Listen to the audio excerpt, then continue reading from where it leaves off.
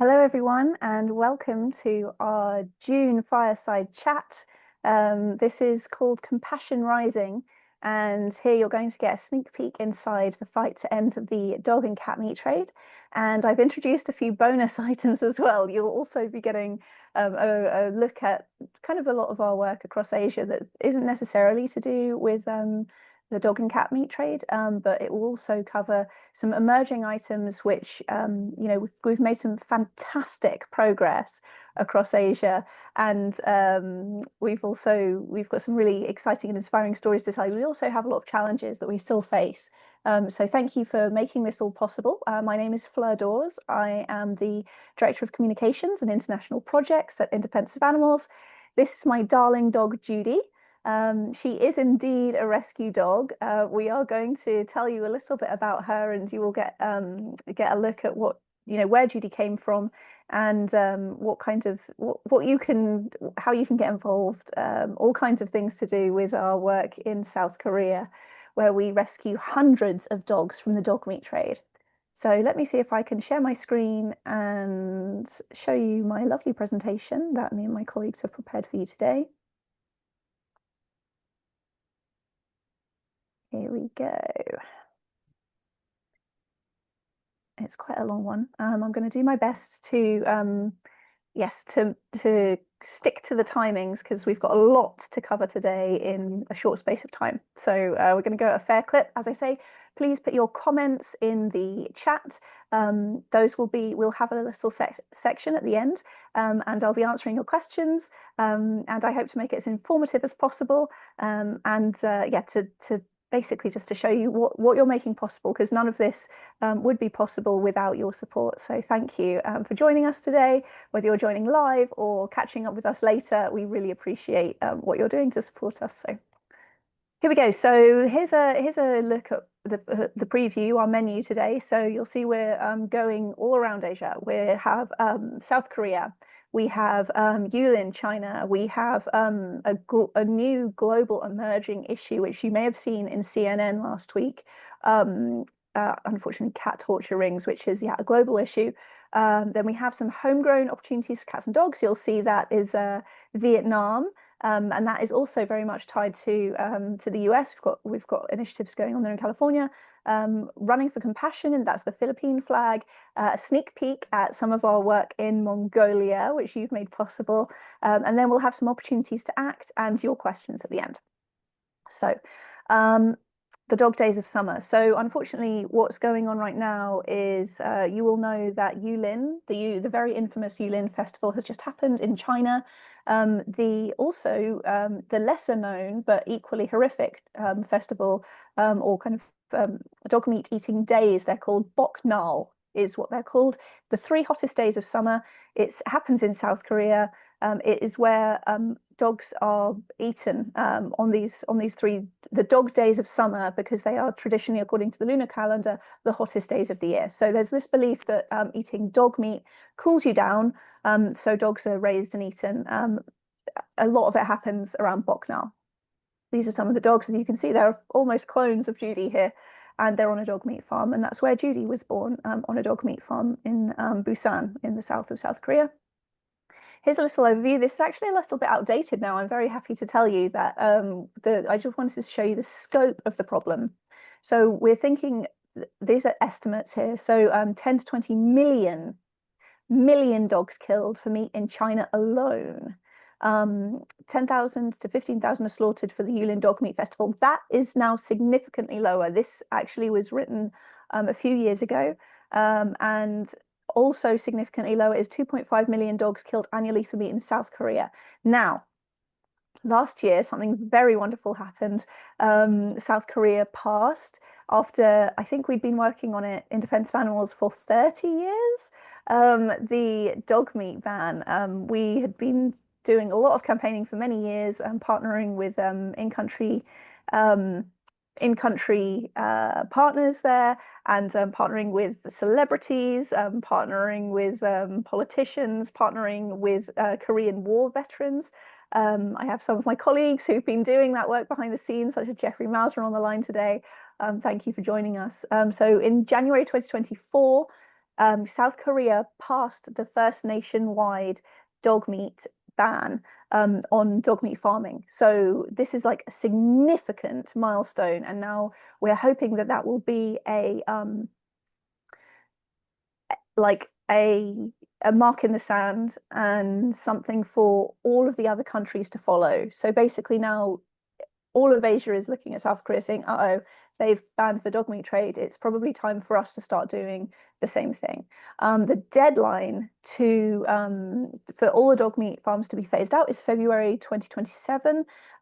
So that will be, so right now, what's happening is the dog meat farms are being shuttered. They are being, there's incentives being offered to farmers.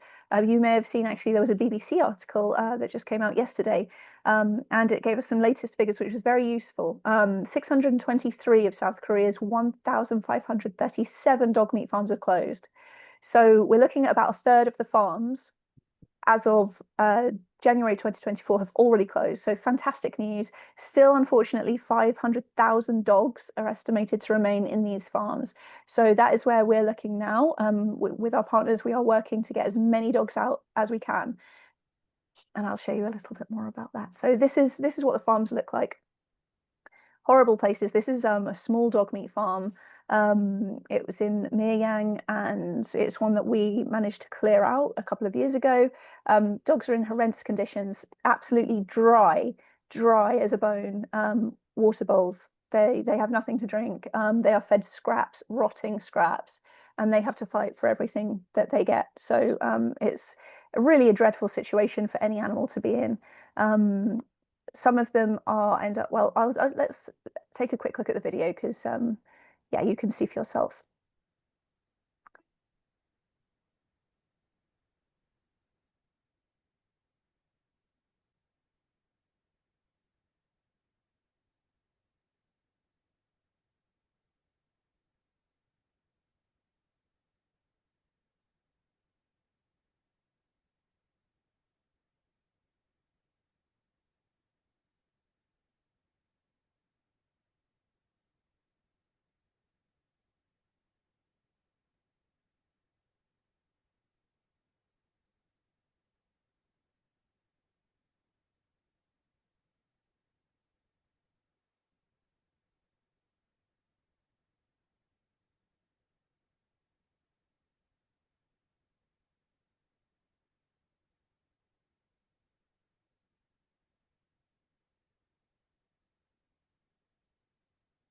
So really heartbreaking stuff there. I hate to show you, but we are making a difference there. So Judy is one of the dogs who has been saved from the dog meat farms.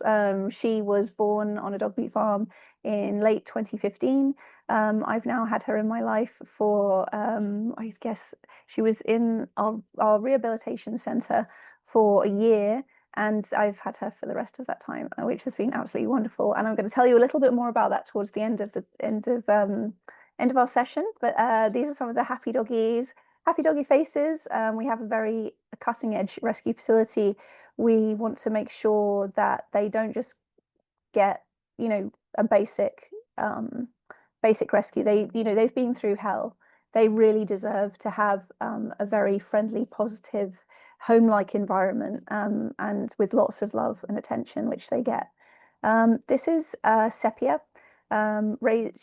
We saved her from the back of a dog meat truck with our partners, Jindo Love Rescue. This is Sepia going home. So this is just another Lance, also saved from the same dog meat truck. Harry, now in his happily ever after. This is Celia. From another farm. This is, oh gosh, I'm so sorry, I've forgotten the name of this lovely dog. But he was also on the dog meat truck. This, I believe, is Kiba. He was chained by the neck. So this is not quite the same as a dog meat farm. Sometimes, in just the same way that some people might keep a pig to feed scraps, dogs are kept to feed scraps. You might just feed them the table scraps.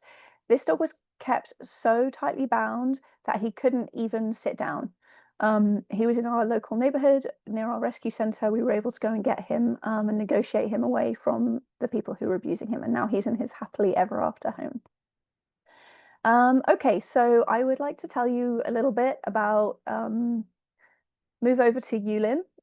It's just happened in the Yulin Festival. We have been working with partners who are saving cats and dogs from Yulin. This happens every year and it has been shrinking massively, but still the trade does happen and it does happen year round, not just on the Yulin Festival day. So I want to make that really clear to everyone that this is an ongoing problem. And in fact, there's unfortunately there's been reports that dog meat farms are opening up. So before most of the dogs and cats used for cat meat and dog meat in Yulin were snatched off of the streets. They were people's companions, or they were homeless animals, or free roaming animals. So some of them had collars when they're still on, in the waiting for slaughter, and they hear each other as they're being slaughtered. It's extremely traumatic for them.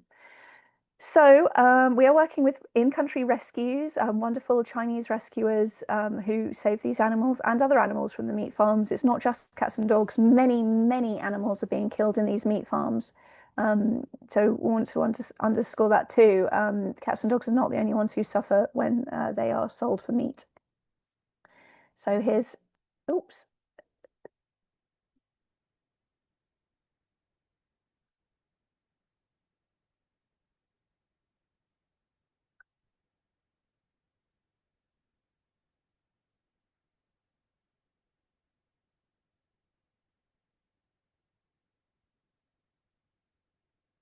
Sorry, some confronting images there.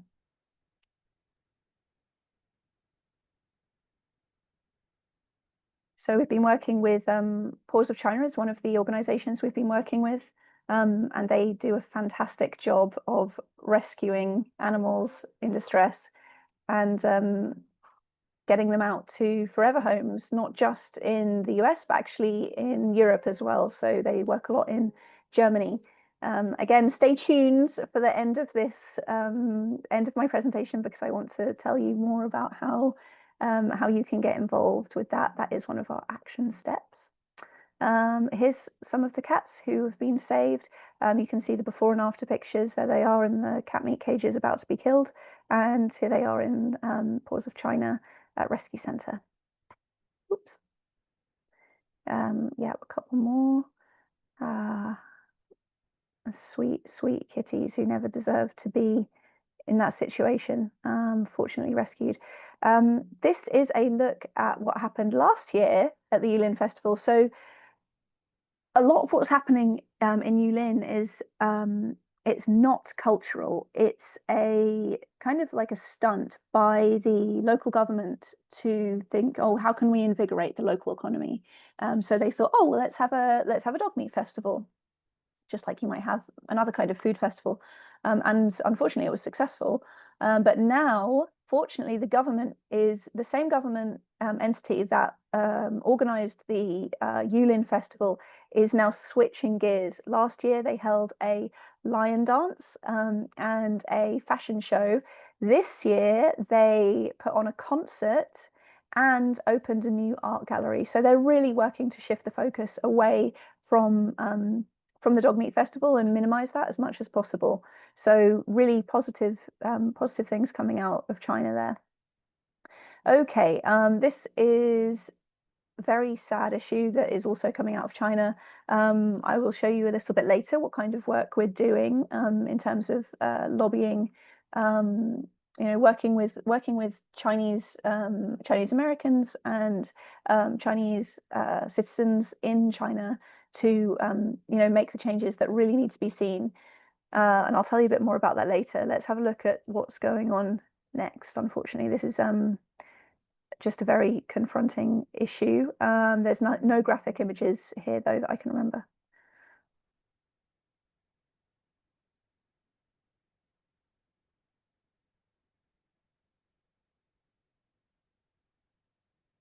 Yeah. So that gives you a hint there of what's going on. So unfortunately, there are some I would say close your eyes if you don't want to see the next bit. It's not graphic, I don't think, but it's confronting. So we have a huge number of cats being used for torture videos. And these torture videos, it's unfortunately become a trend to kill cats on camera. Some of these videos are commissioned by people in the United States, by people in Canada, by by people around the world, and they ask them, they say what they want to happen to a cat, and then these awful people go and do it. And we've seen a massive increase in this happening.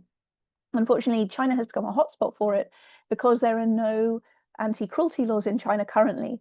They have drafted an animal cruelty law which would criminalize animal cruelty, but right now there is no penalty for what's going on.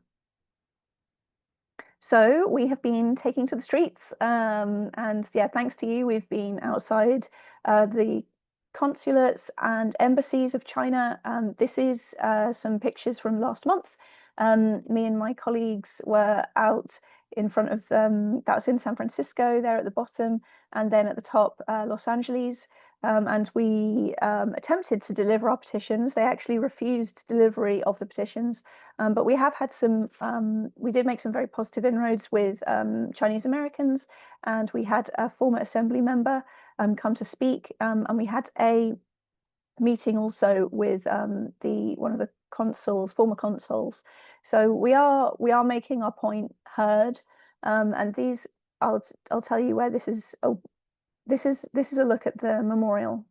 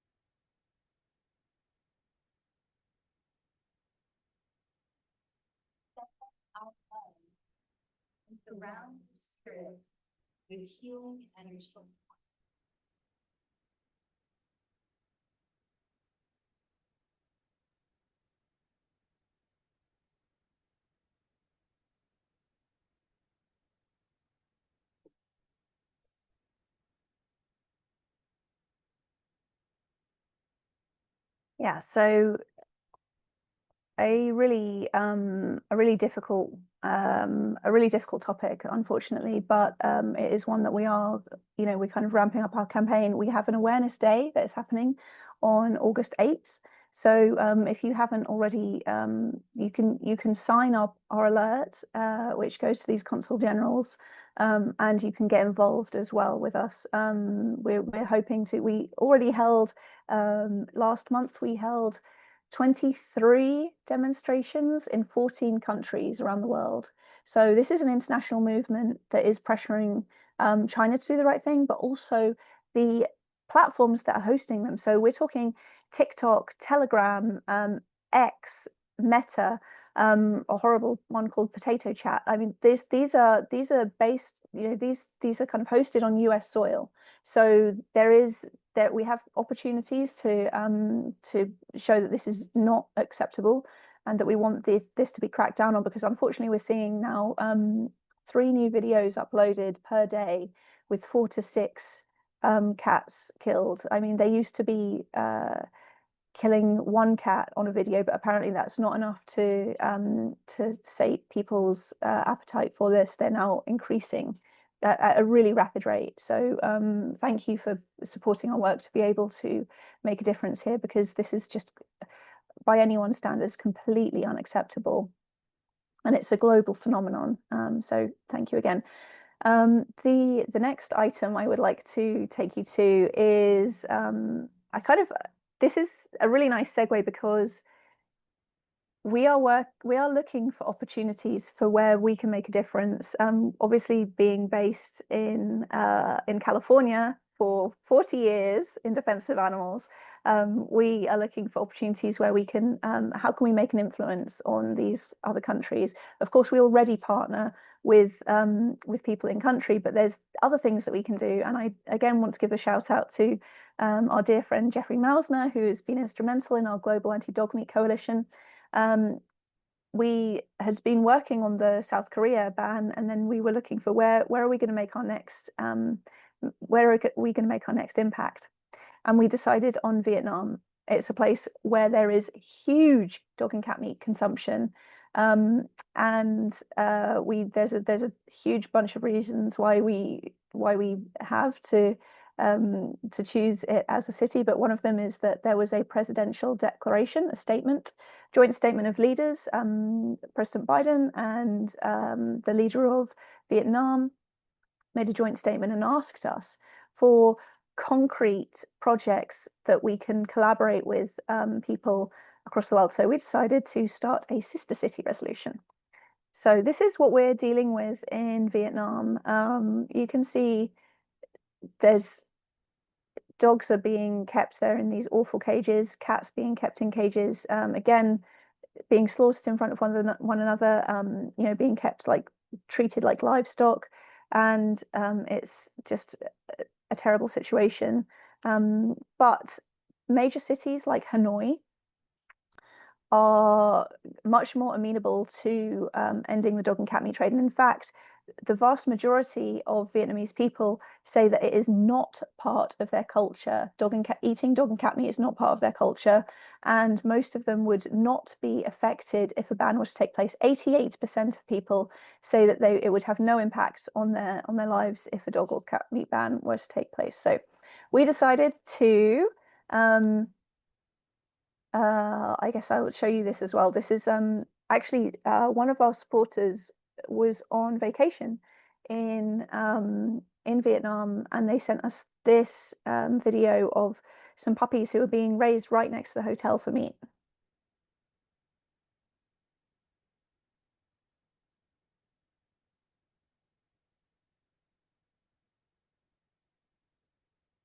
So yeah, it's super tragic, but so we worked with partners in country to get somebody out there as soon as we could, and unfortunately the puppies had already been moved. So just terribly, terribly sad, and very, very urgent that we pass this ban as soon as possible, because thousands and thousands of dogs and cats are dying every day.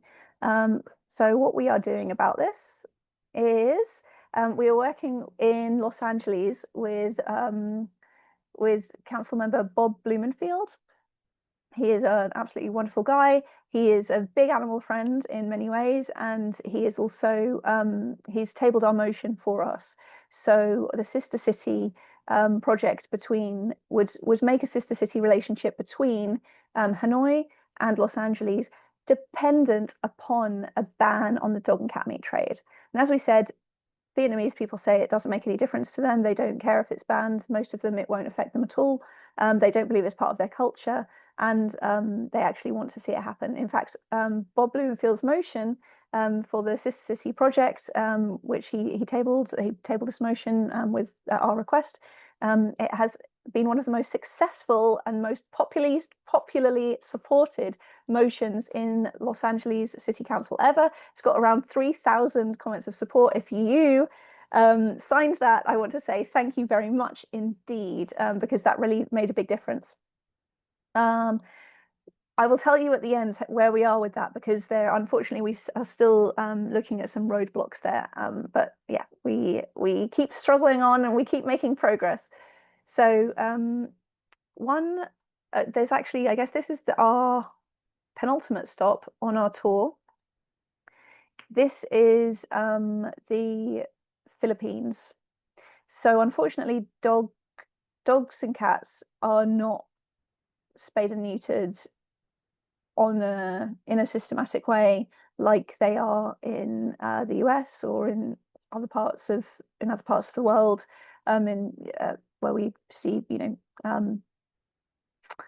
a greater government effort to deal with dogs and cats. So unfortunately, there's either two things happen. You can see there the dog on the left has their feet bound. They have been captured and they are going to be eaten. And the dogs on the right are being held in a pound. And sadly, when they're there, they are at the mercy of kill buyers. So the pound workers will sell off dogs to make money. And people come on a motorcycle, they pick up a few dogs, and then they take them off, and they get eaten as meat. It's or they, unfortunately, they can starve to death. As you can see, some of them are in absolutely terrible condition, just horrendous. So we've been working. Local activists, Filipino activists, have been in contact with us, and we, of course, have answered the call and supported them to put the pressure on the local government municipality. We've also been working on a really positive solution. So this is Siargao. It is in the Philippines, beautiful island. It's very famous for its surfing. It's got a huge population of very athletic young people. So it also has a big stray dog and cat problem. So we decided to come up with a creative solution. Our partners decided to do Run for Kapon. Kapon means neuter. Ligyat means spay. And so the idea is to run for Kapon. And thanks to you guys, In Defense of Animals was able to become a major sponsor of that. And every certain amount of money raised was able to spay or neuter a cat or dog. So I'll show you it. So, oh yes, of course, we also participated on this side of the world as well. So we had joint actions in Los Angeles there on the left. We had a walk for Kapon, and we had a run for Kapon on the right there in Vermont as well. So this is in Siargao in the Philippines. And this person is the Oprah of the Philippines, and she came and supported this for us. So we're very, very lucky to have Corinna supporting this action. I want to show you just a little clip because she's got some gorgeous shots of the actual event. Siargao, madalas beach, tipon-tipon ng mahigit 100 participant para sa ginanap na Run for Kapon.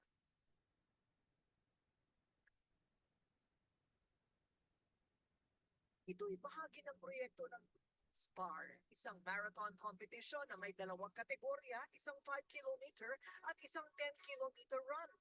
Ang perang nalikom ang magtutustos para sa malawakang pagliligtas ng mga aso at pusa sa isla. This is the second run for Kapon. The first run was last year, and we are So yeah, amazing stuff happening, really well supported, and of course it's elevating the idea of spay and neuter in the community, that it's being an education and it's solving the problem all in one. So we're very, very happy to partner with amazing organizations like SPAR Philippines to make these projects possible. And this is what you made possible. Whoop. This is one of the Kapon clinics that happened as a result of your donations.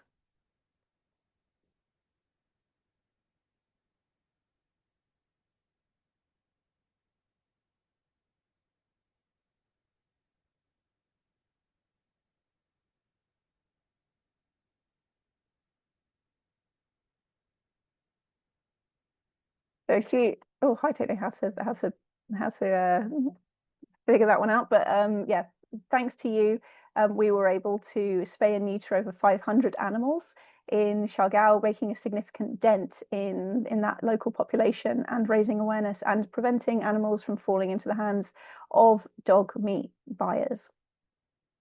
Let's see how we're doing for time. Excellent. We're really going well here. So this is my final area I would like to share with you. Again, this is not necessarily the dog meat trade. We're looking a little bit more at kind of spay and neuter of dogs and cats, and passing a groundbreaking law. So we have been working in Mongolia, So sandwiched between China and Russia is the beautiful country of Mongolia. And it's extremely rural. It's the last truly nomadic nation in the world. They have these gorgeous, gorgeous dogs, as you can see there in the middle. That's they're a shepherd dog who is often seen around the. They have a yurt which moves around. It's actually called a ger. Now, what's been happening is that these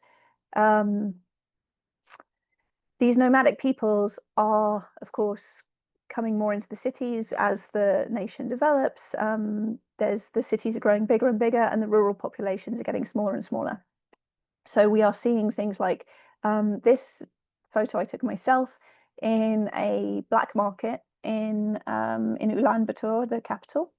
And we were lucky enough to get a grant from the US government to help us go over there and kind of make a difference. And I've kind of blacked out the photo on the top right, but the real reason that that we were partnering is because they were mass shooting and poisoning dogs and cats as a mean of population control, which again, as you can, we can all agree that that is no way to treat any animal. Poisoning is one of the most horrific ways that you can die. It's very brutal. It teaches children a terrible message. It promotes trauma. There's so many reasons why it's not a good idea, and in fact, it's not even effective.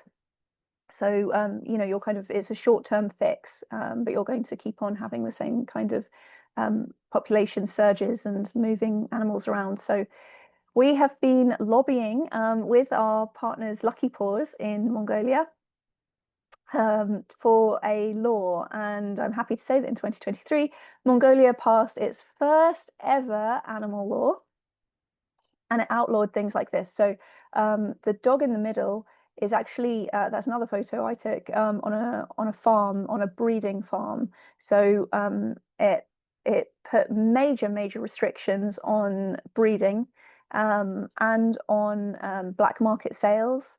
And it also outlawed the poisoning and shooting of animals as population control. So major win in Mongolia.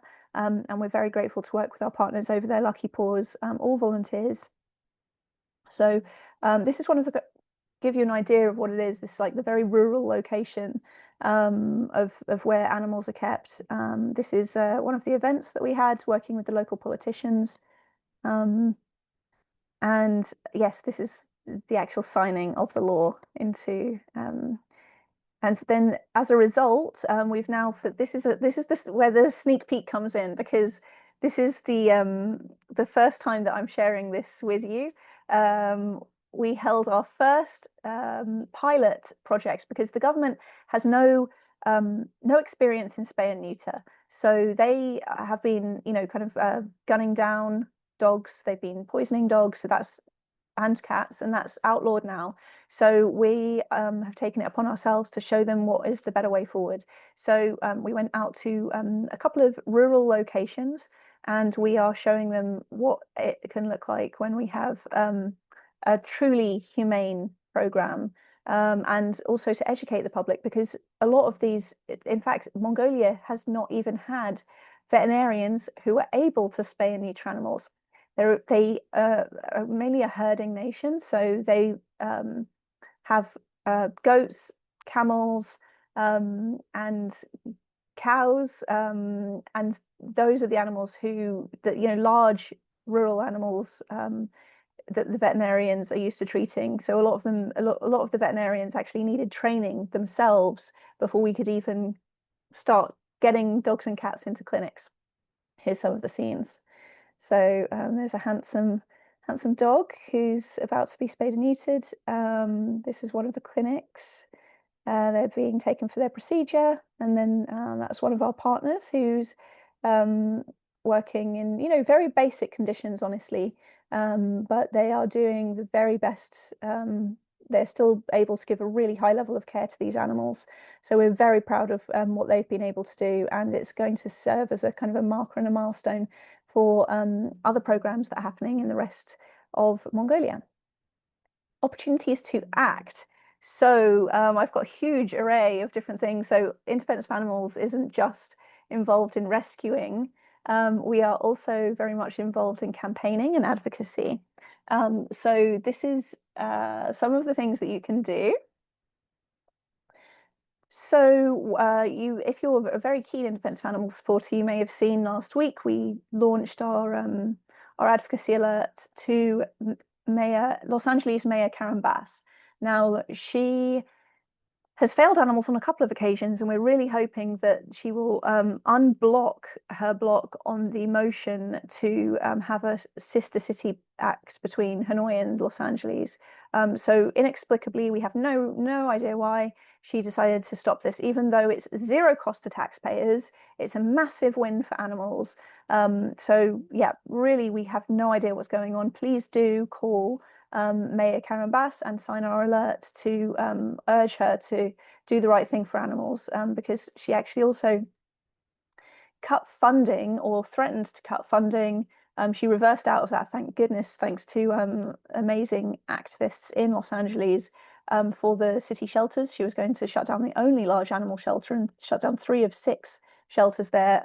She's failed Billy and Tina, who were not given sanctuary options, and they've been taken to Tulsa Zoo, which is one of our 10 worst zoos, and now this. So this is really she really needs to be told that this is her one chance where she can actually do something right. So thank you for signing that.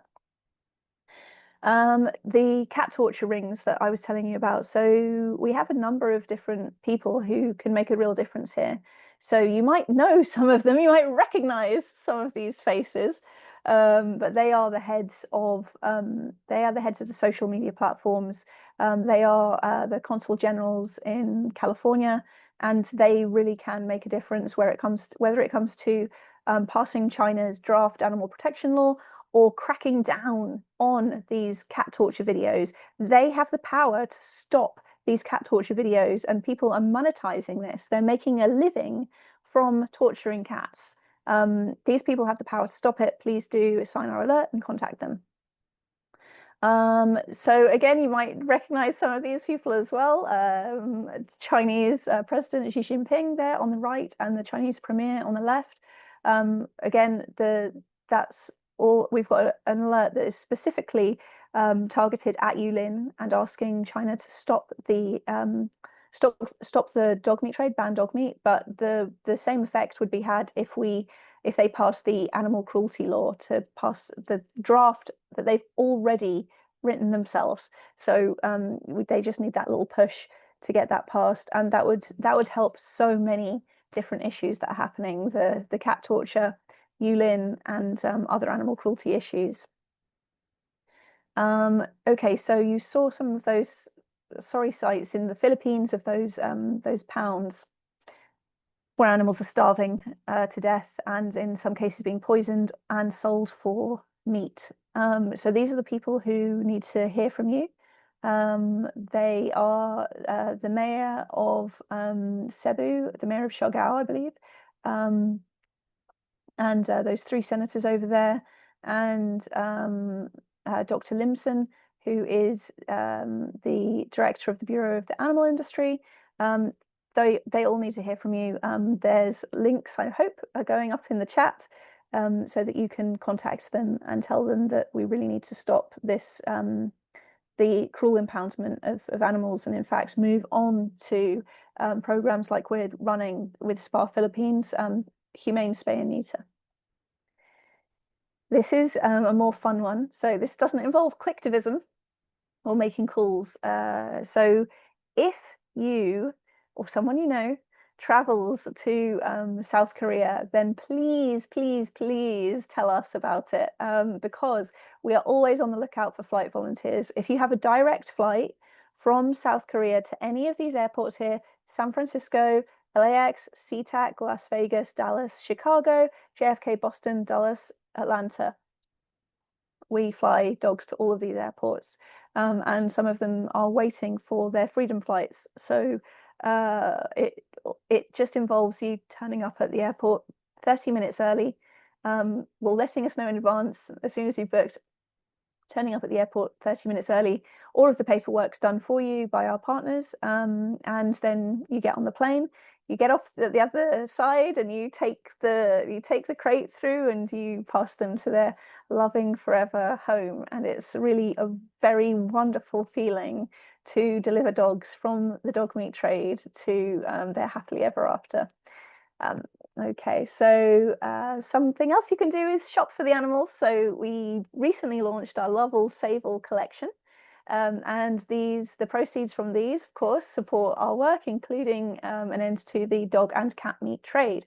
So we have some beautiful designs there. These are just a few of them, and they've been kind of designed with Asian themes in mind there.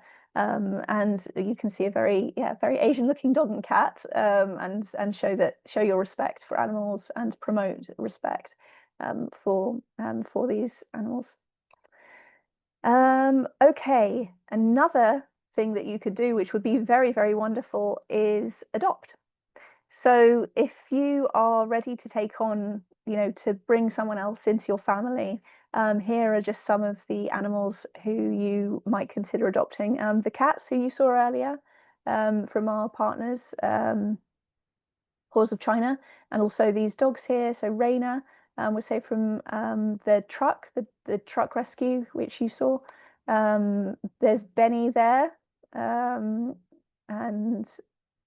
Duke on the right. So they're no longer puppies, just disclaimer, but they are very much in need of homes, and they've been waiting for a very long time.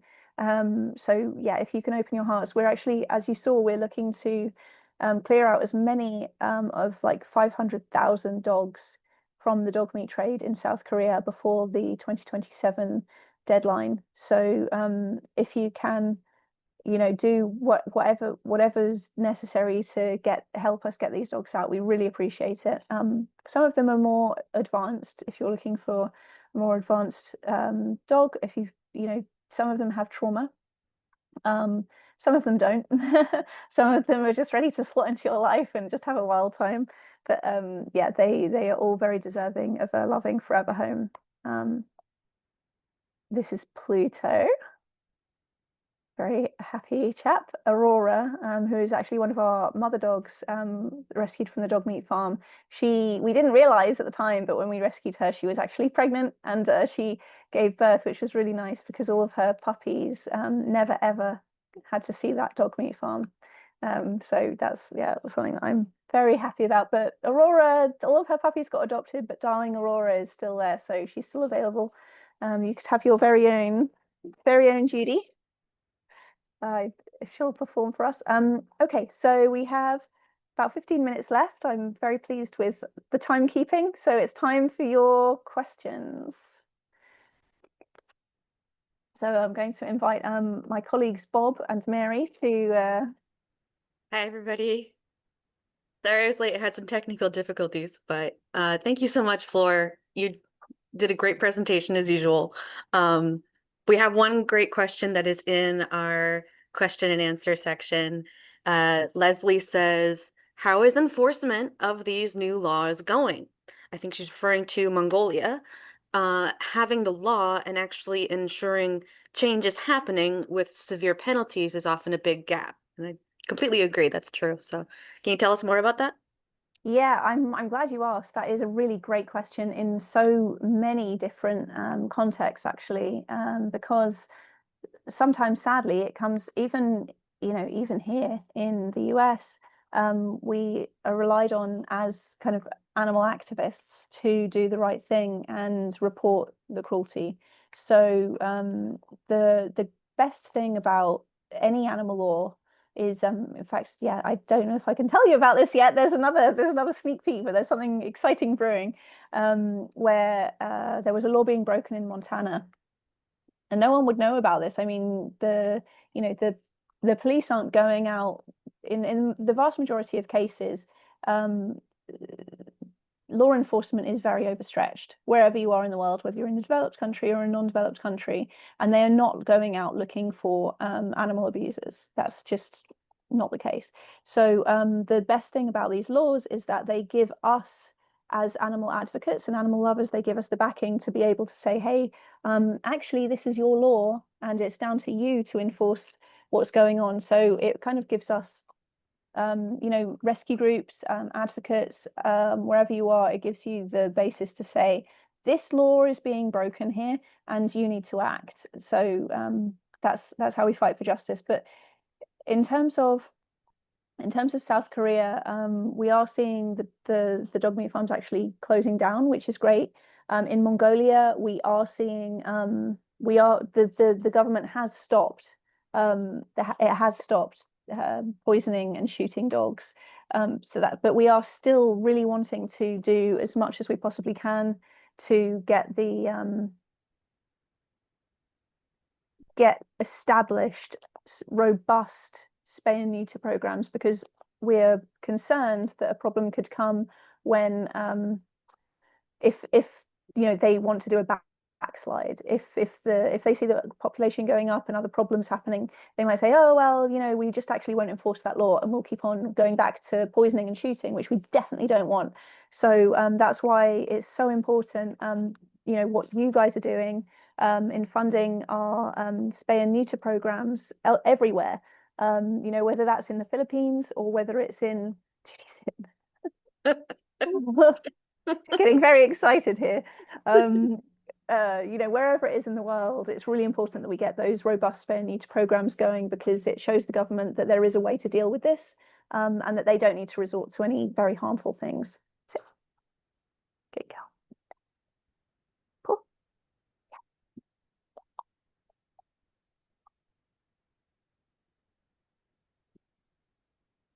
She's a superstar.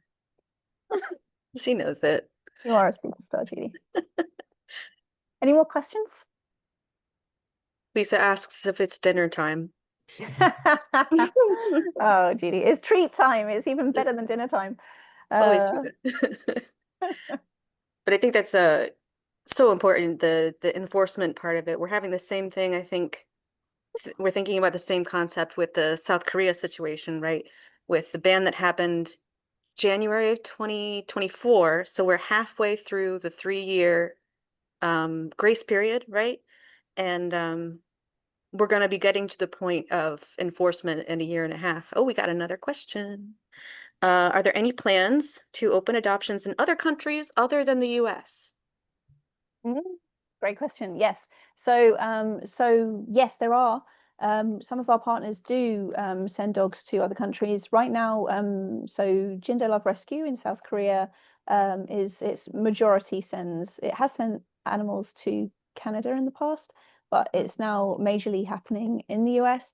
But our partners at Paws of China certainly are sending animals from Yulin, cats and dogs, to Europe. So I know that they've been sending animals to the UK and Germany, and there are groups working to send animals pretty much like every developed country from Asia. So you please, if you are from any of those countries, then yes, we can help. And even if your country is not on that list, you know, get in touch, and because we've got an extensive network across Asia of partners, people who we're working with, and we definitely want to get as many animals out as we can to any country that we can. As long as you're going to be a good dog or cat mom or dad, then we want to hear from you. We welcome it. We have another good question from Lisa. She was wondering if there are cases of viruses or foodborne illnesses after these festivals and events where dog and cat meat is consumed. Do you know about that? That is a fantastic question, and that is one of the like a really good when we're talking to politicians, one of the main things that we tell them about is the risk to human health, because the dog meat trade and the cat meat trade very often, and especially in Vietnam and the Philippines and Indonesia, which we didn't talk about today, but we're also working there. It does rely on country transfers of dogs and cats to different locations. And that is actually directly contravening rabies protocols. So the United Nations and World Health Organization is set up to, a lot of these countries are actually signatories on this. And what they're doing in practice is putting public health at risk, whether that's rabies. There's a bunch of other different diseases that happen as a result of keeping animals in close confinement. As we all know, zoonotic disease is in the vast majority, I believe 2 out of 3 all zoonotic diseases are caused between the human to animal transfer, so the interspecies transfer.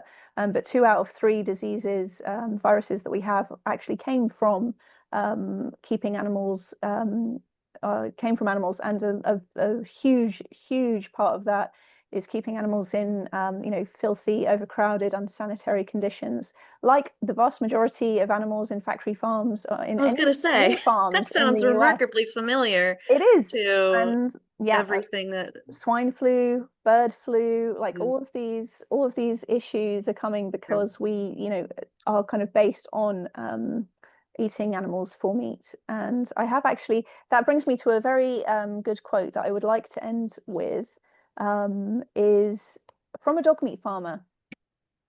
If dog meat is banned because dogs are animals, then why is it okay to eat other animals like cows, pigs, or chickens? It's the same thing. These things exist in nature for people to live on. Now, I strongly disagree with the last part of that statement, but it raises a really important question, like why is it okay to kill one species and not another? So I was, really urge everyone to take that away. There are so many reasons, so many kind of human health risks.